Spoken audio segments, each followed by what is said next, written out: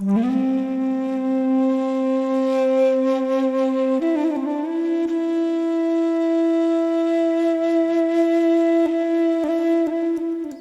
everyone, I am Ramyashi. Welcome to my channel Ashwin's Astrology.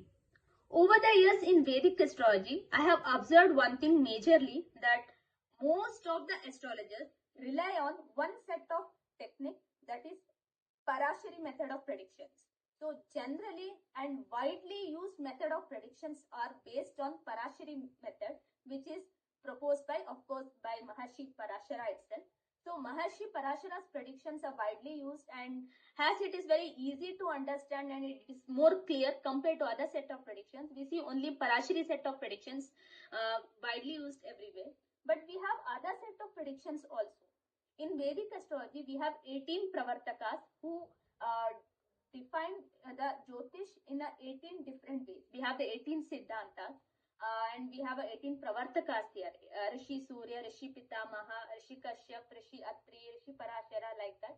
So Rishi Gargacharya also. So there are multiple types of Jyotish Siddhant actually, depending on the Maharshi who actually designed it or who actually explained it.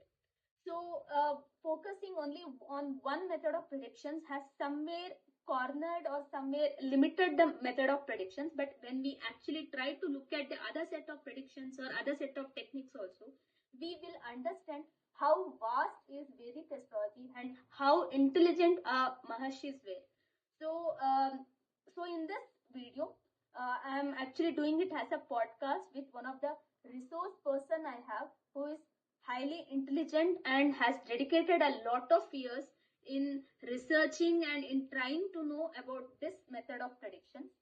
So he has spent a lot of time in making predictions in using this method, that is Jaimini method of astrology. Because Jaimini method of astrology is a very hard nut to crack, and very few have done that. So one of the living legend which we have currently is Sri Ken Rao sir, who has actually detailed out the Jaimini set of predictions in many of his books, and I am sure anyone who is an enthusiast in Jyotish field is definitely aware of Sri Ken Rao sir.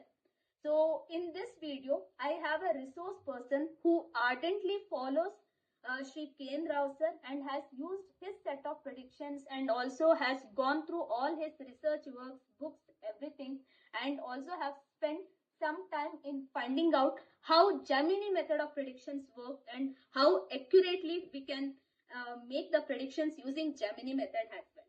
So let's start the podcast with that resource person, Sri Abhishek Paliwal. Namaste Abhishek ji. Welcome to our channel Ashwin's Astrology. Namaste Ramya ji. Thank you. So to our viewers, as I mentioned, Sri Abhishek ji is an ardent follower of Sri Ken Rao sir, and he is Jyotish Acharya from Sri Ken Rao sir's Institute of Astrology, Bharatiya Vidya Bhavan.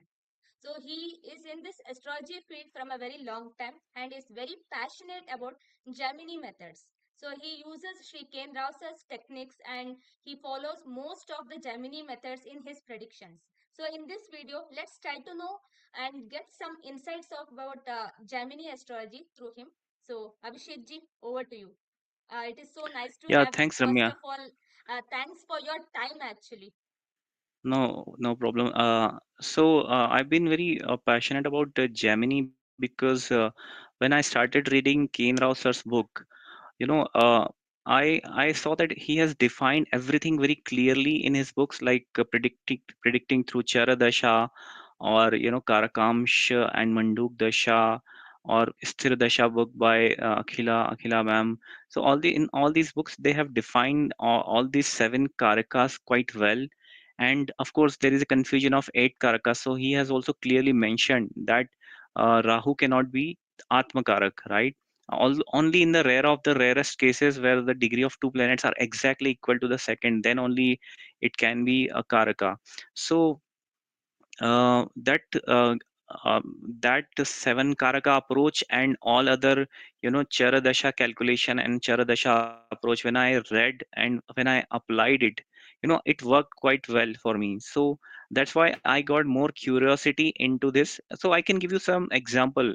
For example, let's say if you calculate the charadasha as per his method, and when you see amatya karaka going into 10th or in a good position from the rashi dasha, and when the other factors are also suitable, there is always some gain in career.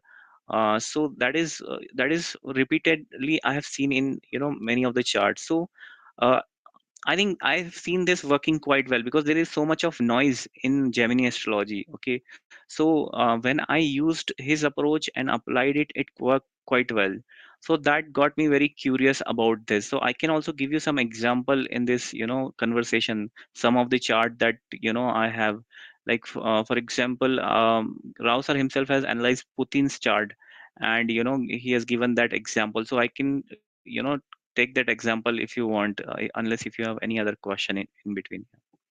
Yeah, thanks Abhishek ji for bringing that topic of Sri Jaimini's methods and especially of the seven karakas, because most Mm, of the astrological students across the world have that confusion in mind that why we have to take only seven karakas, or why we can't take the eight karaka, why Rahu is not considered, because there are separate mm, theories going on in the world, and there have been instances that it has been made to be acceptable. But it's good mm. that you clarified, and also about mentioning Sri Ken Rao's research also, where he has actually proved every time that seven karakas are the correct the point of view. Yeah, So he I has think, mentioned that Atma Karaka is a very important planet. yeah. Okay, and it's a Moksha Karak graha. So, and he has mentioned that Rahu can never be a Moksha Karak graha. Hmm. So that is what he has described, and that makes sense also. Like because Atma Karaka is like a king of the chart. It is called king of the chart, and Atma Karaka holds a lot of importance in any chart. So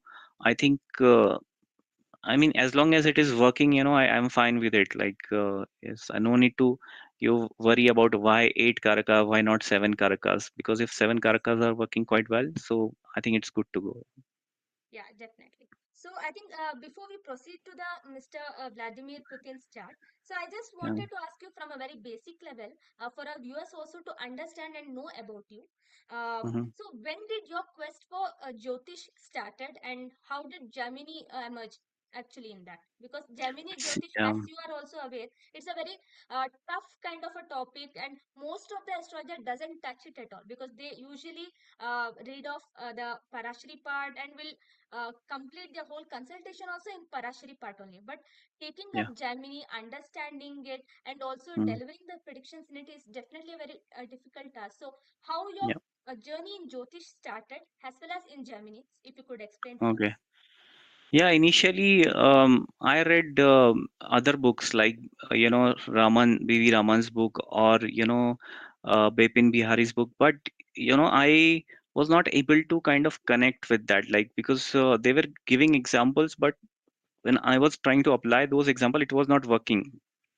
But eventually, when I started reading Ken Rao sir's book, because he has gone into depth of every topic. Like for career, there are a lot of Hmm. books and detailed description about each career path. Like for doctors, what could be the possibility? What for lawyers, what Yes. could be the possibility? And for example, in marriage and children, so for children also he has written the whole book and described, he has gone into deep. So for fifth house he has gone so deep into that. For education itself, he there is a book by Naval Singh, some Naval Singh. Naval Singh. Planets in Naval Singh, Navigation. yeah. So when I saw it working in many charts, that gave a lot of curiosity into, I thought that yes, now astrology is working for me. So that increased my curiosity. And then eventually when I came to know about this Gemini astrology, because he has in his articles or general journals, magazines, he has extensively used along with Parashari. So that again aroused my curiosity as to how to use it. And when I read his books, that gave me a lot of clarity as to how to use it. And then after a lot of practice, I found it is much more easier actually to follow. So Yeah, of course, it is more of a curiosity that things are working, and when things were started working, I started to go more and more and more in deep into that. So now I also like guide a lot of students, who people, because a lot of people feel difficult to follow Gemini. So I try to take them through the how to calculate Charadasha, how to try to predict it, and so on. So I guides few student also now. That's very remarkable and very much appreciable, Abhishek ji. Because Gemini, like even has a student, even I feel sometimes like Gemini, if you study it once and if you don't practice it in a consistent manner, you tend to Yeah, forget that. But whenever I have tried predicting from Gemini, it gives such accurate results as you mentioned. So it yeah. will be definitely interesting when you actually show up the Putin's chart. So Shri Abhishek ji, uh, why do you suggest Gemini method of astrology to be in more practice, and how everyone can master Gemini? This is my side question as well, because Yeah. usually Gemini has, you also mentioned it's a bit tough. Actually, it's very difficult to understand, and as you're guiding your students also now, many people. Yes. So, just please tell us, for us and for our viewers also, that how we can actually keep a step in Gemini methods. Sure, Ramya. So, see, there are seven Charakarakas. So each of these Karakas, are connected with each houses. For example, Atma Karaka represent Lagna. So it's similar to Lagna Lord in the Parashari. Okay. Similarly, Bhatri Karaka, it relates to your, siblings, and also ninth house signification. Matra Karaka is fourth house significations like mother, properties and vehicles, and so on. Fifth house is education, children. So Putrakaraka has all those signification which a fifth lord has, and sixth lord has significations of debt, litigation, or fights, or shadripus. So similarly, Gnatikarak has all those signification, and then seventh house has like spouse, or related to gain in the profession. So Darakaraka has all those significations. So I think we need to remember all these significations of each of these karakas, and then we have to apply it into the dasha. So once you learn the chara dasha as described by in Rao sir, so once you start using the chara dasha and you use these karakas and yogas of these karakas. So for example, when Atma Karaka is in conjunction with Amatya Karaka, so in Dasha, or permanently, so or in good houses, so you can predict you can see the fructification of the yogas at that time. So just remembering the Karakas and applying the Dasha, which is Chara Dasha, you can kind of start from basics from there, and then eventually you can learn and apply manduk dasha and sthira dashas as well. So I think by practice, anyone can learn it. Yeah, initially some people might face problem in, for example, looking at the rashi drishtis, that becomes very challenging because people are very much used to the parashari drishtis, right? So once you start using in every chart, you combine parashari and gemini, that gives a very good clarity in any chart if you want to understand. Okay, so I think when we start doing all these things and combine these two systems simultaneously, then I think eventually with a lot of practice, I'm sure anyone can kind of learn it, and even I'm trying to learn it through practice. I think that's a really great idea, because looking at certain things from all the angles actually uncovers any hidden things also, and that's when even our prediction also can be fine tuned. So I Yeah. think that's a very great idea, because mixing both Parashari and Gemini, I think, and to tell to our viewers, I still remember a couple of years ago, Sri Abhishek ji had took a session for me and for a couple of my friends, had explained about Gemini, how it works. So for me also, he is the first guru in Jaimini. So he had taught us the base. No, you are actually, you did take us. So I do remember and I do acknowledge for that. So Yeah, I think, Shri Abhishek ji, as you mentioned earlier, I think if you could take us through a chart, I think that would yeah, give yeah. much more clarity. Sure. Yeah, sure. So we can, I can share chart of Putin, because I think in one of the journals, Sir has also Yes, described it quite well. yes. So let me bring that chart and share it with you.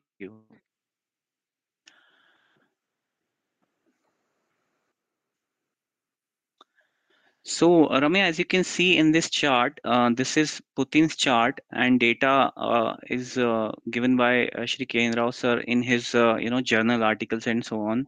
So as you can see, there is a Mithun Dasha, a Mithun Rashi Dasha, 1996 onwards. Okay, and if you make the Mithun Rashi as a Lagna, then you will notice. Can you make the Mithun Rashi as a Lagna in his chart? Eighth house, in the eighth house it is. So if you make it the Lagna, yeah, right click, Yes. yeah, right. So now you see his Amatya Karaka is Saturn, okay? And when we make Gemini as a Lagna, Amatya Karaka is aspecting Lagna, 10th house, and the 7th house. Okay, all three houses it is aspecting. Okay, it is already there in the fourth house. So all the quadrant it is, it is aspecting. And the Saturn is his Amatya Karaka, as I just mentioned.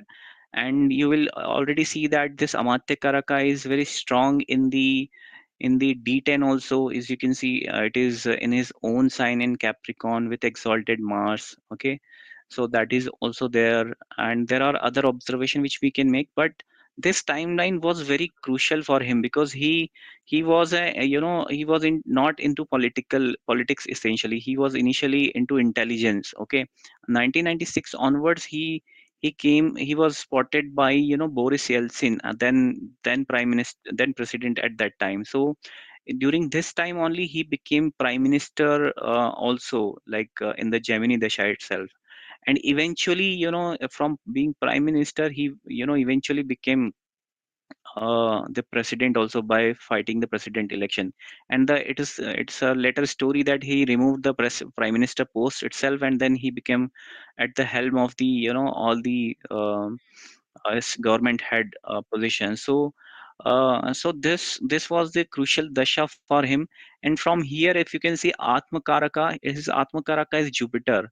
Okay, so his Atma Karaka is Jupiter, and it is in 11th house from this Rashi. So that is also there. So 511 axis is quite strong. Putra Karaka, you rotate it to the Lagna first, please. Lagna, rotate it to Lagna. If you see uh, Matra Karaka and Putra Karaka when connected and aspected by Mars. So here Matra Karaka is Venus, okay, Putra and Karaka is Moon. Moon, Moon and Venus, but it is not aspected by Mars actually. So generally, actually, what happens in case of Hitler-like people, the Matra Karaka and Putra Karaka are conjoined because 4 and 5 connection is there, and it is basically aspected by Mars. Then it becomes very ruthless person Hmm. to power basically. So in this case, it's not exactly aspecting it, but this is see what we can talk about is Atmakaraka. Basically, if you see Atmakaraka, is it is going into sixth house. It is retrograde, so it is very powerful. Hmm. Retrograde means, and Jupiter Atmakaraka is like in the sixth house. So sixth house, if you see in Navamsha, it is going. So Vrishik, it's his Karakamsha is Vrishik only. So Hmm. his, His that is Janma there. Lagna and Karakamshi Lagna is one and the same. Same, yeah. And Atmakaraka, sixth house, it is very strong in a way. No, no, there is no aspect on Jupiter. We only can say that But Atmakaraka. it's a So this, Jupiter aspect on the Lagna, right? yeah, Jupiter is aspecting on Lagna. Yeah, yeah, that's correct. The Gemini point of view it is aspecting, but generally, it's better not to look at these aspect in terms of analyzing the chart. Like you can use it when you are using the dasha. Hmm. So for example, he look at the Scorpio dasha, then you apply it, because at that time that Rashi is getting activated, right? So at that time, if you apply, it's good. The only thing you can say is that this Jupiter is very strong because it's retrograde. It has good cheshta bal, and a lot of good shut ball is also there. It is in the sixth house without any blemish. Okay, there is no bad aspect or any Hmm. there. So he's very good in coming out of any conflict. He's able to destroy his enemies quite well. So I think that, isn't it? Am I Yes, wrong? All definitely. right, Yes, definitely. right. So Atmakaraka is basically showing that thing here, that he's able to do it. So we can talk about that, but I think whatever we have discussed, that is enough, Ramya. I mean, honestly. So either Okay, we can okay, take that's another chart. Let me find any another chart. If yeah. So Ramya, this is the rise of Putin. Starting 1996 onwards. That we can see in his chart. Okay, and how he moved from being intelligence director to a political career. So hmm, that's how we see. We can also see some examples of how dara karaka is important for marriage. Okay, hmm, and because we need to find the marriage timings, and dara karaka is very helpful in this. hmm. So probably we can look in this chart or any other chart. If you have any other chart, we can look into marriage timing. Okay, if you Yeah, have that's any a other very chart. important one because in current times, like whenever it is difficult to identify when a person will get married, I think using this Dara Karaka or Dara Pada technique, I think that would be really helpful. So I think we Yeah, can take up Mr. Amitabh Bachchan's chart. I think, yeah, no we, problem. Sure. okay, so this is the chart of Mr. Amitabh Bachchan for our viewers. And yeah, Shri Abhishek ji, if you So could show. yeah, so let's uh, look at how Dara Karaka, is important here. So as you can see, I think he's married in 1973 in the month of June. So if you see the dasha in 1973, he is running Cancer Chara dasha. Okay, and Cancer, what it contains, it contains Jupiter, and Jupiter is the Dara Karak for him. Okay, so as you can see here, as soon as the Cancer dasha, came in his life, uh, in 2 years he got married, as you can see. So in Cancer and Aries dasha, antadasha, we can also see next levels of dasha, but essentially in Cancer and Aries he got married. And as you can see here, so lagna, so what all other aspect are here, we can also see the other aspect. But you see, the Saturn is his atmakaraka, I think, right? No, Sun is it's not Atmakaraka, atmakaraka. Sun is atmakaraka, and Matrukaraka. Saturn is Matrakaraka. Okay. So anyway, so in Lagna there is a Darakaraka, and Saturn is aspecting Lagna, which is Matrakaraka, and it is also aspecting seventh house and fourth house. Okay. So I think mainly what we see for marriage is Darakaraka, which is the Rashi Dasha in which it is placed. So I think that shows, one of the reasons he got married into Cancer Charadasha. So you can use Dara Karaka or Dara Pad, seventh Pada, or Upapada Lagna for marriage. So in this case, his Upapada should be, I think, fifth house from the Saturn, which is actually his uh, which is actually is in the Virgo sign. Upapada will fall in the Virgo sign here in this case. So these concept like Upapada, Darapad, and Saptampad, or this Darakarak. If you see, you can find and see a pattern in Charadasha that either seventh house or Lagna is connected with the Darakaraka or Darapad. So in such timings, there is a possibility of marriage if other conditions are all suitable and there are promises in the chart. Hmm. So we can see that. Okay. So that's another example for marriage. Yeah. Thank you for that. So, Abhishek, can you calculate and show how Upapada will do? That will be little bit helpful. Yeah, sure. So if you rotate the chart to the ascendant, and so here Upapada, so for calculating the Upapada, we have to see the 12th lord and how far it has gone from the 12th house. So it has gone 5 houses away. So from Saturn we take 5 houses away. So his Upapada Lagna is in the 8th house, as you can see, right? So that is how you calculate the Upapada Lagna. And for calculating the Darapad, you see that seventh lord has gone into eighth house. Seventh lord has gone into eighth house, which is second house, 2 houses away. And from there, if you see 2 houses, so it is gone into ninth house. So his Darapad is in the ninth house. So likewise, you can calculate Darapad and Upapad for any chart. Yeah.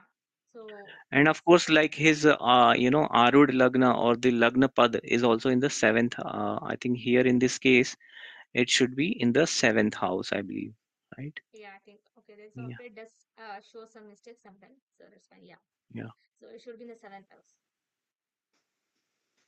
Yes. So that's how you can use Gemini, to look into the charts and understand whether there is any promise being delivered or not during the Charadasha. See from Upapada Lagna, Upapada Lagna's Lord, it is in the own sign or sometime like if you see the degree wise, it is very close to exaltation degree, right? Hmm. So Upapada Lagna has a very strong influence of the Lord, and it is very strong. And second from Upapada is also Moon, which is not like any malefic, okay, right? So it has a benefic effect, right?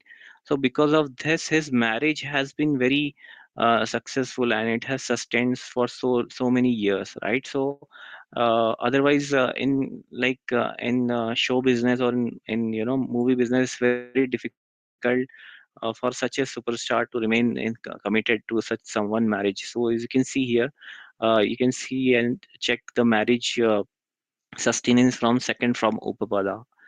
So that's about the Upapada here. Yeah. Okay, so this becomes fine.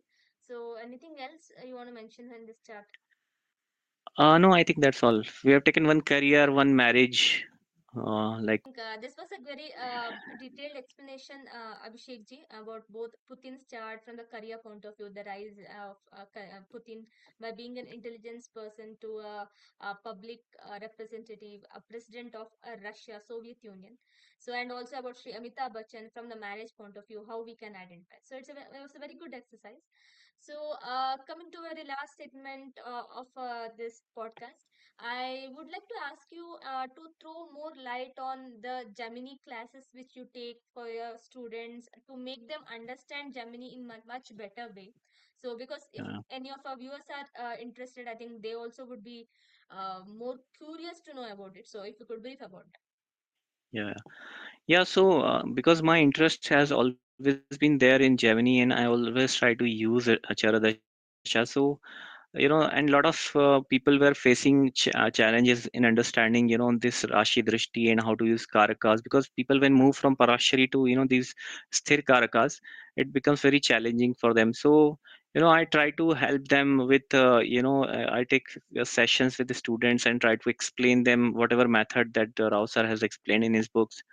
So teach some of the students on weekend. So and there try to take example charts and show how the Charadasha is calculated, how change in Charadasha and the events and yogas in the Gemini's are calculated, and you can see the events in life through Gemini's Charadasha, and also the use of Sthir Dasha and Manduk Dasha, which is a special Dasha. So I do explain it in a very short sessions to students so that they can help and use it, and get benefit from Gemini astrology and combine it with the Parashari astrology. I think that's really great, and thank you so much once again for your time. And so, people will definitely, I hope, if interested in astrology who wants to learn, and especially the Gemini methods. So, please do reach out to Mr. Abhishek ji. You can drop in your comments, and he will reply for that. So, thank you so much, Abhishek ji, and we wish you good luck, and also hope you have a great journey in Jyotish, especially in Gemini Jyotish. So thanks for giving us your time, valuable time, and thanks for sharing your valuable insights as well. So thank you. If you want to give any final comments about Gemini or what you want to tell to our viewers, I think that would be really great. Thanks. No, thanks, Ramaji, for inviting. And I hope Gemini people, more and more people will use, and uh, help their help the people who reach out to them for consultation or anything. And I think that will add to their tool and predictions. So I hope it was very useful. Yeah. Thanks. Thank you so much. Thank you, Abhishek ji. Thank you.